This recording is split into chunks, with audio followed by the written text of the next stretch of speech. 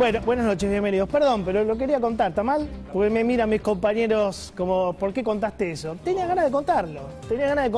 Hoy me sentía bien de que se hacen las cosas como corresponde en la Argentina. Cuando vos ves cómo te chorean la vacuna, levantarse a las 5:50 de la mañana para que se vacune tu viejo y poder ayudarlo.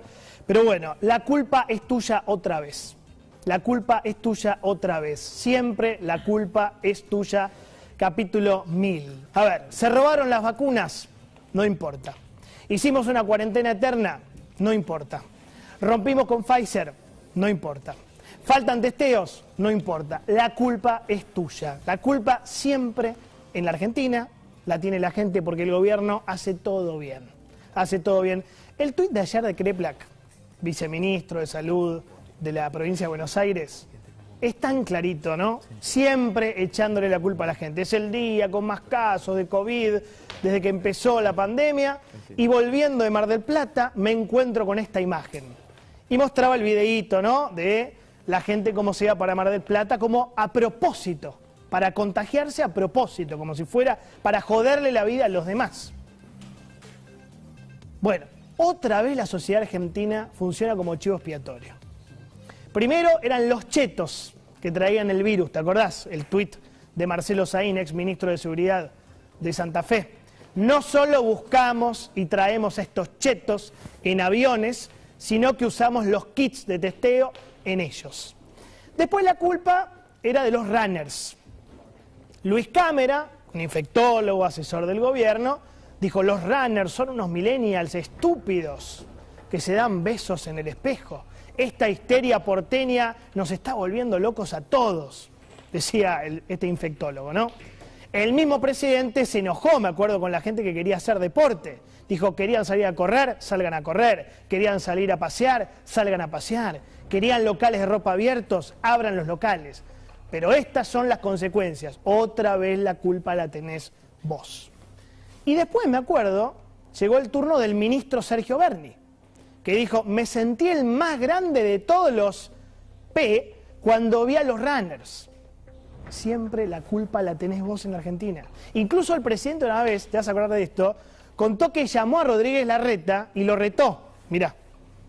Cuando se salieron a correr, no, es una locura. Directamente le escribí a Horacio Rodríguez Larreta y le dije: Horacio, claro, esto está mal, ¿eh? Horacio, esto está mal. ¿Qué está haciendo la gente? Después del capítulo Runners se buscó, digamos, un nuevo culpable. Esta vez era la gente que organizaba asados. Me acuerdo de Ginés González García, entonces ministro de Salud, hombre que se robó las vacunas, dijo: mucho de lo que está pasando hoy es por hacer asados, juntadas, mateadas. Pero después el problema pasó a ser la gente que salía a tomar una cerveza. Fueron cambiando de comodín, de culpable, de chivo expiatorio. El viceministro de Salud, otra vez Kreplak, dijo: los que se cuidan menos y que salen a tomar la cervecita se enferman mucho. Conclusión: la culpa de todo siempre la tenés vos. Los chetos, los ricos, los runners, los porteños, los que hacen un asado, los que toman mate, los que toman cerveza, siempre la culpa la tenés vos. Adivinanza, adivinanza entre vos y yo. ¿Quién va a tener la culpa de la segunda ola? Opción 1, no sé, el Fondo Monetario Internacional. Opción 2, Manieto. Opción 3, vos, la gente. No hay derecho a sorprenderse nunca con este gobierno. Es un gobierno que nunca se hace cargo de nada. La culpa de la inflación, Coto. La culpa de la inseguridad, los medios hegemónicos. La culpa de la falta de vacunas, las potencias que acaparan todo. La culpa de la corrupción, el lofer, o sea, los jueces. La culpa de la pandemia la tiene la gente. Siempre la culpa la tiene el otro. Es un gobierno que nunca se hace cargo de nada. Es un gobierno desgastado y con muy pocas ideas. Es un gobierno que siempre repite lo mismo. 1, la curva sube. 2, la gente se relajó. Mal la gente, qué mal la gente. 3, hay que cerrar. Siempre lo mismo. Es una matriz discursiva. Fíjate lo que también dijo el viceministro Kreplak. Ya estamos trabajando técnicamente en una fase 3. Ahí lo veo Regazzoni. Le voy a preguntar, ¿fase 3 de vuelta? ¿Qué era la fase 3 en la provincia de Buenos Aires? ¿Tenés para ver? Yo me imagino que esto no va a pasar. Me imagino que no hay lugar para esto. Prohibido el servicio doméstico, prohibido las obras de construcción privadas, prohibido la venta de ropa y calzado, prohibido la venta de juguetes, prohibido las reuniones sociales, prohibido las actividades religiosas, prohibido el consumo de alimentos en bares y restaurantes, o sea, solo takeaway, prohibido actividades deportivas al aire libre, prohibido los gimnasios. Me imagino que esta fase 3, así como era, es imposible de cumplir. Insostenible. De hecho, ¿qué te dicen fuentes de la gobernación cuando hablas? Esto no lo podemos repetir, la gente no va a cumplir, por más que queramos. ¿Sabes por qué? ¿Sabes por qué no pueden? No pueden repetir cerrar los comercios, cerrar los gimnasios, cerrar las obras, cerrar la vida, los bares, porque lo hicieron salvajemente durante 6 meses consecutivos. Hicieron pelota todo. ¿Sabes cuál fue la consecuencia? El resultado: 42% de pobreza. 19 millones de pobres. 3 millones de nuevos pobres solamente el año pasado. Esa fue la consecuencia de cerrar absolutamente todo de manera indiscriminada. Nadie dice que no había que cerrar. Pero cómo lo hicieron provocó esto. ¿Sabés cuál fue el resultado? Tenés para ver las canchas de River, porque, mirá, esto se lo copié a Feynman porque es muy visible. Es fácil de entender. Es gráfico. Hacé de cuenta que hay 271 canchas de River, uno al lado de la otra, llenas de pobres. Esto es la Argentina hoy. Esto es la Argentina hoy. Es un desastre moral, ético, social. Mirá lo que hicieron con el conurbano, un polvorín. Mirá, población del conurbano, 12.400.000 personas. Pobreza en el conurbano, 6 millones. La mitad. Medio conurbano es pobre. Indigencia, o sea, gente que no tiene para morfar, 2 millones. 1.899.000, 15%. Por momentos pareciera que lo hacen a propósito, que quieren un conurbano pobre e indigente, con personas sin plata, sin fuerza, sin independencia, sin capacidad crítica, sin alma, sin cultura del trabajo. Por momentos pareciera de verdad que este nivel barbárico de pobreza es un gran negocio para la política. ¿Sí? Personas convertidas en clientes, el voto convertido en mercadería, el plan social convertido en extorsión. Fíjate si no la evolución. Mirá lo que son los planes sociales, ¿no? Cómo fueron creciendo en los últimos años en la Argentina.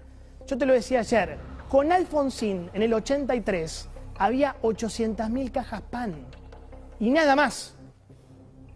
Eso eran los planes sociales. 800.000 cuando llegó Alfonsín. 2002, crisis. 1 millón de planes había. El plan Jefas y Jefes de Dualde, el vacunado VIP. En 2009, 13 millones de beneficios sociales. Ahí está el nacimiento de la UH, ¿no? 2014, 18 millones. 2019, mirá Macri, ¿no? Porque Macri decía que los venía a bajar y a convertir eso en cultura del trabajo. Mentira. Macri incrementó los planes. 21 millones de beneficios sociales. Y 2020 fue el sumum, porque ahí se mezcló pandemia, IFE, ATP, 27 millones de beneficios sociales, incluyendo IFE, ATP, jubilaciones. Es decir, el año pasado, 3 de cada 4 argentinos llegaron a cobrar un cheque del Estado. Sumando, te repito, jubilaciones, AUH, IFE, ATP y empleo público. Inviable. Se alteró todo. El plan social dejó de ser una ayuda de emergencia y pasamos del asistencialismo al clientelismo. Pasamos de la ayuda a la dependencia. Pasamos de la cultura del trabajo a la cultura de la dádiva. Entonces, ¿cómo reconstruís esto? Entramos en un círculo, ¿cómo llamarlo? Vicioso. Menos esfuerzo, menos sacrificio, menos creatividad, menos iniciativa privada, menos rebeldía, menos acción, menos reacción y mucha pasividad, mucha sumisión, mucha quietud, mucho abandono, mucha dejadez en la Argentina. Pensarlo de esta manera, ¿no? Aún destinando el 66% de todo el presupuesto nacional al gasto social de la Argentina de todo tipo, la pobreza sigue avanzando. Tal vez sea al revés ahora que lo pienso. Como consecuencia de un gasto social del 66% del presupuesto, es que la pobreza no para de crecer. Porque no hay incentivos. Porque se rompió la cultura del trabajo. ¿Sí? Fíjate el crecimiento terrible. Mirá, empleo público. Esto sí crece en la Argentina, ¿no? Argentina cada vez más parecida a Formosa. En 1960, 1.300.000 personas trabajaban para el Estado. En el 70 igual. En el 80 parecido, 1.600.000. Ahí la pobreza era 7%. En los 90 ya había 2 millones trabajando para el Estado. En los 2000 igual. 2010 ya había 3 millones de personas con el kirchnerismo. Ahora ya tenemos casi 4 millones de personas trabajando para el Estado, con 40% de pobreza. ¿Te das cuenta? O sea, en los últimos 60 años el empleo público creció 192%, la población creció 120%. Entonces, la verdad, no tienen derecho a seguir masacrando a mi país, a tu país, de esta manera. Pero lo hacen, ¿eh? Lo hacen todos. Es un país roto, es un país destrozado. Y lo único que saben decir es fase 1, fase 2, fase 3. Por momentos parecemos de verdad una cleptocracia. O sea, un gobierno manejado por ladrones, clepto en griego quiere decir robo, kratos en griego quiere decir poder. Pero por momentos parecemos una plutocracia. Pluto en griego quiere decir riqueza y kratos quiere decir poder. O sea, un gobierno de ricos con un pueblo pobre. Un pueblo maltratado, sin plata, sin trabajo, sin vacunas y un pueblo que encima tiene la culpa de todo. Opiniones libres, hechos sagrados. Señores, bienvenidos. Bueno, ¿cómo les va? ¿Cómo andan? Hola, Moyonito. ¿Todo bien? Bien.